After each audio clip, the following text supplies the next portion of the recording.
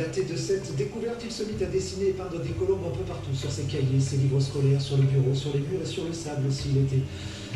Puis il se mit à en élever également un couple dans le jardin, puis deux, puis trois, c'était exponentiel. Il envisagea même un temps de s'en faire tatouer une paire sur les bras quand il serait plus grand, comme il le disait. Tout le monde s'était mis à l'appeler la colombe, évidemment, ce qui ne le gênait pourtant pas, malgré le côté un tantinet efféminé du surnom en question.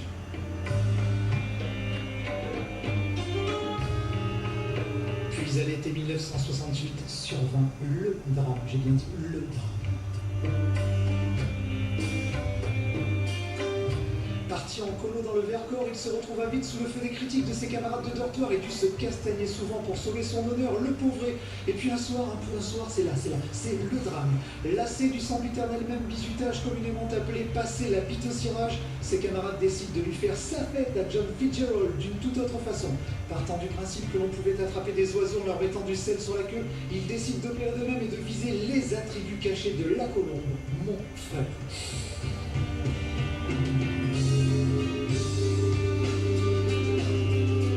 13 août 1968, 22h35, le dortoir est en folie. Ils ont chopé mon frère, il est seul contre tous. Un plus grand s'approche de lui tandis que deux autres le tirent. Il baisse sèchement son pantalon de pyjama, en fait de même avec son caleçon, puis approche le gros sel du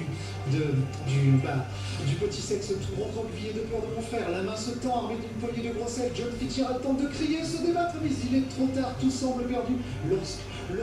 Comme surgissant de nulle part, une jeune accompagnatrice interrompt le sordide cérémonial et disperse rapidement les gamins qui s'éparpillent en toussant sans couinant.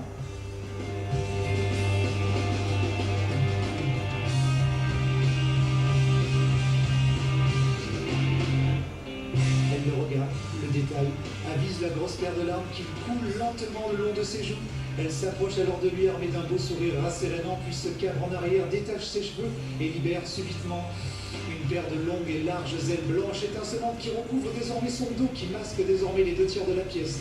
Elle lui sourit, tend ses bras vers lui, attrape doucement ses mains, et ils s'envolent alors tous deux vers les étoiles en riant aux éclats, visiblement épris l'un de l'autre à la folie. Personne ne les a revus depuis. Ils ont tout bonnement disparu de la surface de la Terre pour ne plus revenir. Jamais.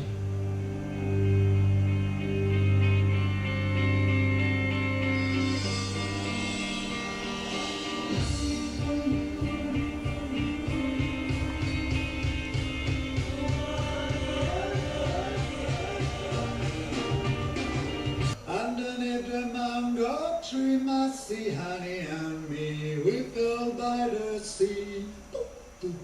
Underneath the mango tree, my sea, honey, and me, we fell by the sea.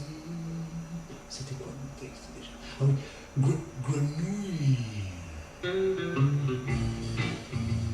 Yeah!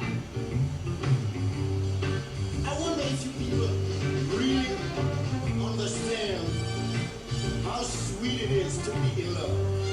Are you ready, love? Yes, but there was a time.